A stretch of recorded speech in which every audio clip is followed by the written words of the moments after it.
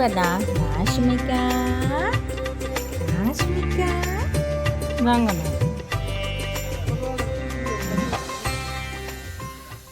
Hi friends, எல்லோரும் எப்படி இருக்கீங்க? நாங்கள் ரொம்ப நல்லாயிருக்கோம். இந்த விலாக் வந்து பார்த்திங்கன்னா ஆடி 1 தேங்காய் சுடுற நாள் அன்றைக்கி எடுத்த விலாக். ஸோ கண்டிப்பாக இன்ட்ரெஸ்டிங்காக இருக்கும். ஸோ வீடியோ வந்து ஃபுல்லாக ஸ்கிப் பண்ணாமல் பாருங்கள். இப்போ நம்ம வாங்க வீடியோக்குள்ளே போகலாம். ஸோ ஆடி 1க்கு முந்தின நாள் நைட்லேருந்து இந்த விலாக் வந்து நான் ஸ்டார்ட் பண்ணுறேங்க. பார்த்திங்கன்னா ஒரு ஈவினிங் போல் வந்து பித்தளை உருளி அண்ட் பித்தளை முக்காலி வந்து நல்லா பீத்தாம்பரி பவுடர் போட்டு நல்லா கழுவி வச்சிடலான்னு சொல்லிவிட்டு, ஸோ இந்த டூத் ப்ரஷ் வந்து பூஜை சாமான் விளக்கிறதுக்கு மட்டுமே தனியாக வச்சுருக்கேன். இது வந்து யாரும் யூஸ் பண்ணாத புது ப்ரஷ்ஷு. ஸோ பூஜை சாமானுக்கு விளக்குற ஸ்க்ரப்பர் அண்டு ப்ரஷ்ஷு இதெல்லாம் வந்து பார்த்திங்கன்னா மற்ற சாமானுக்கு வந்து விளக்கிறதுக்கு நான் வைக்க மாட்டேன். அதுக்கு மட்டும் தனியாக வச்சுருப்பேன். ஸோ இது ரெண்டையும் நல்லா விளக்கி வச்சாச்சு. ஸோ ஆடி 1க்கு எப்போவுமே பார்த்திங்கன்னா சிம்பிளாக இருந்தாலுமே புது சாரீ கட்டுறது தான் வந்து எனக்கு ரொம்ப பிடிக்கும். அது நான் அப்படி தான் கட்டுவேன். இது வந்து மீஷோவில் ஆர்டர் பண்ணி வாங்கின ஒரு சிம்பிளான பிளெயின் ஜார்ஜெட் சாரீ. இதுக்கு வந்து இந்த கலம்கரி ப்ளவுஸ் வந்து நான் பேர் பண்ணி வச்சுருக்கேன். எப்படி இருக்குன்றதை சொல்லுங்கள். அண்ட் இதுக்கு வந்து இன்னும் ஓரம் கூட அடிக்கலை, அப்படியே தான் வச்சுருக்கேன். ஸோ வீட்லேயே மிஷின் இருக்குது. ஸோ அப்புறமா அடிச்சிக்கலான்னு சொல்லிட்டு அப்படியே தள்ளி தள்ளி போட்டு இப்போது வேலைக்கு நடுவில் உட்காந்து அடிக்க வேண்டியதாக போச்சு. ஸோ மிஷின் வீட்டிலே இருக்கனால எனக்கு கொஞ்சம் வசதியாக இருந்துச்சு. ஸோ டக்குன்னு ஏதாவது ஒன்று டக் பிடிக்கிறதோ இல்லை வந்து ஏதாவது ஓர் அடிக்கிறதோ எதாக இருந்தாலும் நான் எனக்கே பண்ணிக்குவேன். மற்றபடி நான் டெய்லரிங் கிளாஸ்லாம் வந்து ப்ராப்பராக போகலைங்க. நானே வந்து பாப்பாங்களுக்கு சின்ன குட்டி குட்டியாக அதை ஃப்ராகு, அதுக்கப்புறம் ஓர் அடிக்கிறது, ஃபால்ஸ் வைக்கிறது இதெல்லாம் வந்து நானே பண்ணிப்பேன். மற்றபடி ஏதாவது ப்ளவுஸ் தைக்கணும் இல்லை அந்த மாதிரி ஏதாவது ஒரு சுடிதார் தைக்கணும் அப்படின்னா என்னோடய அக்காட்ட கொடுத்துருவேன். இப்போ அவங்களும் ரீசெண்டாக தான் டெய்லரிங் கிளாஸ்லாம் முடிச்சுட்டு இப்போ வந்து எனக்கு என்னோடய குட்டி பொண்ணுங்களுக்கு எல்லாத்துக்குமே வந்து அவங்க தான் இப்போ ஸ்டிச் பண்ணிகிட்ருக்காங்க. ஸோ நெக்ஸ்ட் டேக்கு தேவையான திங்ஸ் எல்லாம் கொஞ்சம் கொஞ்சம் இப்போவே நைட்டே அரேஞ்ச் பண்ணி வச்சுட்டு தூங்க போயாச்சு. ஸோ காலையில் ஆடி 1ன்றதுனால கொஞ்சம் நான் காலையிலேருந்தே நிறைய வேலை இருக்குன்றதுனால சீக்கிரமாக தூங்க போயிட்டோம்.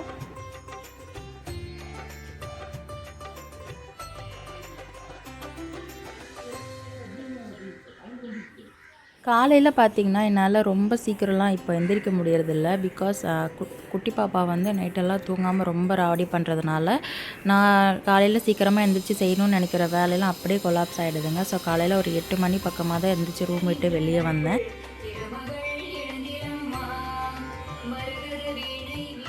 ஸோ காலையில் டிஃபன்லாம் சாப்பிட்டு முடிச்சதுக்கப்புறமா பார்த்திங்கன்னா மார்க்கெட் தான் கிளம்பணும். அங்கே போயிட்டு தேங்காய் அந்த குச்சி, அதுக்கப்புறம் அந்த உள்ளே வைக்கிற பூரணம் இதெல்லாம் வந்து வாங்கிறதுக்காக போயிருந்தோம். பெரிய பாப்பாவையும் கூட்டிகிட்டு போயிருந்தோம். குட்டி பொண்ணு வந்து வீட்டில் எங்கள் அம்மா கிட்ட கொடுத்துட்டு போயிட்டோம்.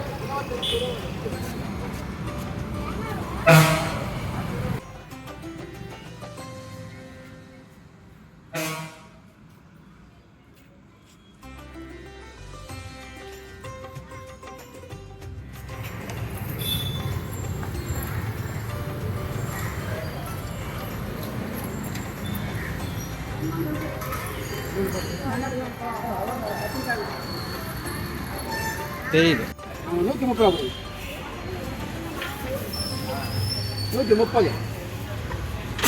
பச்சை பசங்க கலர்ஃபுல்லாக இருக்குது. டேட்டு பார்த்துக்கோ. 20 தேதி வரைக்கும் இருக்கு. சரி, செம்மையாக தெரியுது.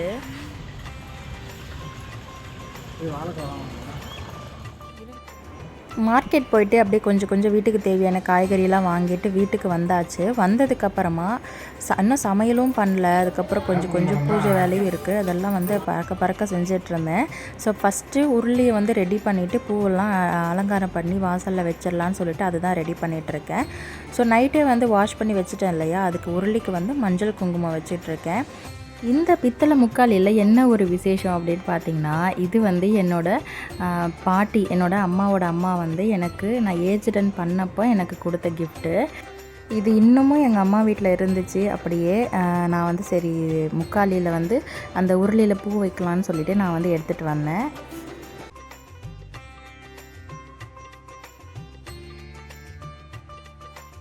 ஸோ வாசலில் வந்து செவ்வாய் வெள்ளிக்கிழமையில் இந்த மாதிரி முக்காலியில் உருளியில் பூ வச்சு வைக்கலாம் அப்படின்னு சொல்லிட்டு தான் எடுத்துகிட்டு வந்திருக்கேன். நான் வந்து மஞ்சள் வச்சுட்டேன், பாப்பா வந்து குங்குமம் வச்சிட்ருக்காங்க. ஸோ அவளுக்கு இந்த மாதிரி பண்ணுறதுலாம் ரொம்பவே இன்ட்ரெஸ்ட்டு.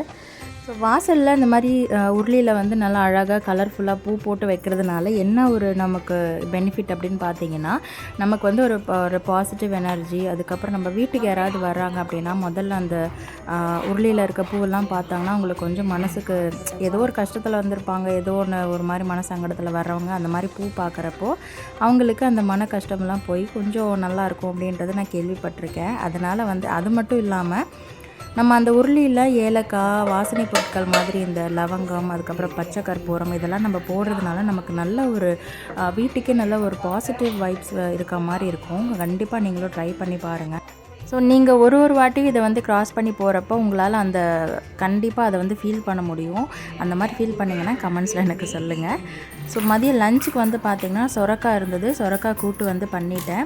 அதுக்கு சைட் டிஷ்ஷாக வந்து காலையில் மார்க்கெட்டில் வாங்கின காளான் வந்து அன்றைக்கே பண்ணிடலாம் அப்படின்னு சொல்லிட்டு ஸோ 2 பாக்ஸ் வாங்கிட்டு வந்திருந்தேன்.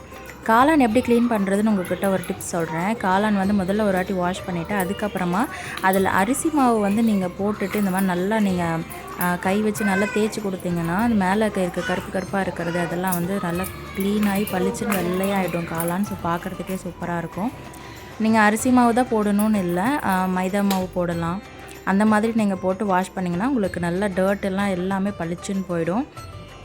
மஷ்ரூம் மட்டும் எப்போயுமே நீங்கள் வந்து பாதியாக நறுக்கிக்கோங்க. 4 நாளாக நறுக்கிட்டிங்க அப்படின்னா உங்களுக்கு ஃப்ரை பண்ணதுக்கப்புறம் ரொம்ப சுருங்கி குட்டியாகிடும்.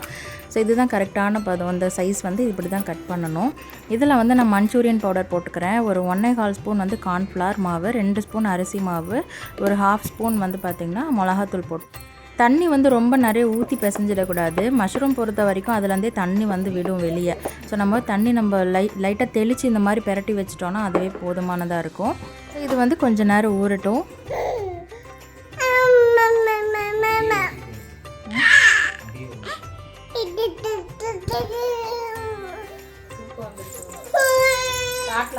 போட்டு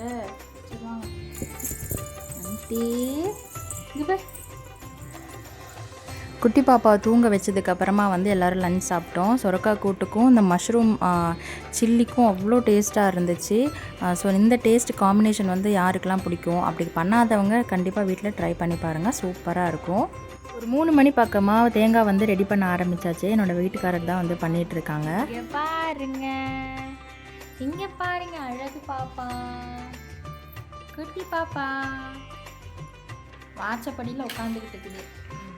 இங்கே உட்காரக்கூடாது. ஓகே உட்கார்.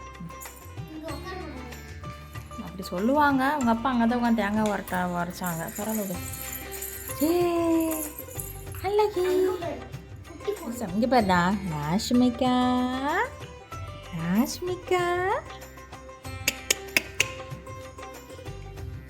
ஸோ நான் தேங்காய் சுடுறதுக்காக வாங்கிட்டு வந்தேன். 2 தேங்காயிலுமே பார்த்திங்கன்னா பூ இருந்தது. இது வந்து அதிர்ஷ்டம்னு சொல்லிட்டு எங்கள் அம்மா சொல்லிகிட்டு இருந்தாங்க. ஸோ 2 காயிலையுமே வந்து பூ இருந்தது. எனக்கு ரொம்பவே ஹாப்பியாக இருந்துச்சு.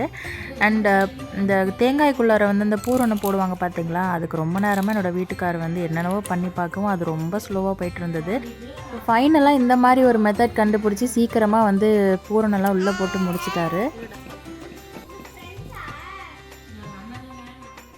ஸோ தேங்காயெல்லாம் வந்து ஹஸ்பண்ட் ரெடி பண்ணி கொடுத்துட்டாங்க. உள்ளே எல்லாம் போட்டு வச்சு குச்சியெல்லாம் நட்டு எல்லாம் கரெக்டாக கொடுத்துட்டாங்க. நான் வந்து அதுக்கு மஞ்சளுக்கு தடவிட்டு குங்குமம் வைக்க போகிறேன். ஸோ அதுக்கு தான் ரெடி பண்ணிகிட்ருக்கேன். ஸோ இதை வந்து செஞ்சு முடிச்சிட்டோம் அப்படின்னா அடுப்பு மூட்டி தேங்காய் வந்து சுட ஆரம்பிச்சிடலாம்.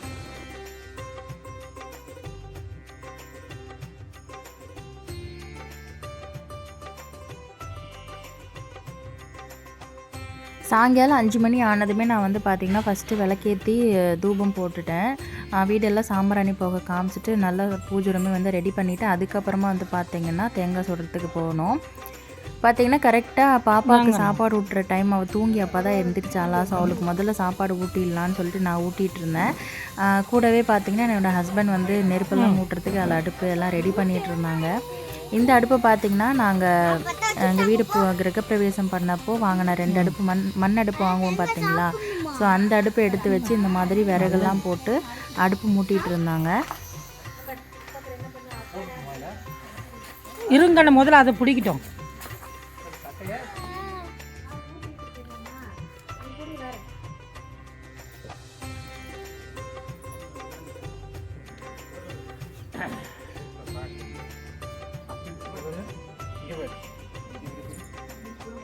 தூக்கி அவ்வளோ பிடிச்சி காட்டுது.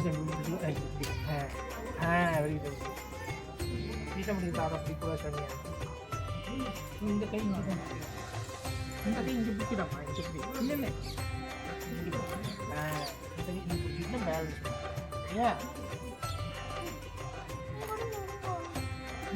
அப்படி முட்டு கொடுத்துருவா அது மேலே வச்சுக்கோ இங்கே பிடிச்சி வச்சு திருப்பி ராஷ்மிகாவுக்கு சாப்பாடு ஊட்டி முடிக்கிறதுக்குள்ளார பார்த்தீங்கன்னா தேங்காய் வந்து முக்கால்வாசி வெந்துடுச்சு. ஸோ நானும் கொஞ்சம் நேரம் போய் தேங்காய் வந்து சுடுவோம் அப்படின்னு சொல்லிட்டு நானும் போயிருந்தேன்.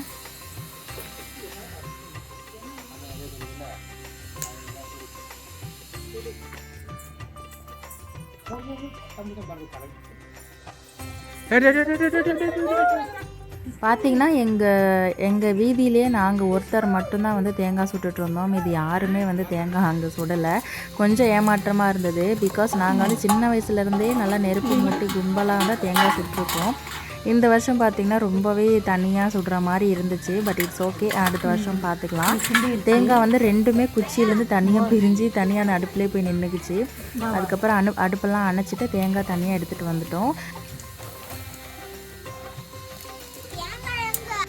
ஸோ தேங்காய் ரெண்டையுமே கட் பண்ணி தான் பூஜை ரூமில் வைக்கணும். நான் வந்து கட் பண்ணுறதுக்கு மறந்து போயிட்டேன். அப்படியே வச்சு சாமி கும்பிட்டு முடிச்சாச்சு.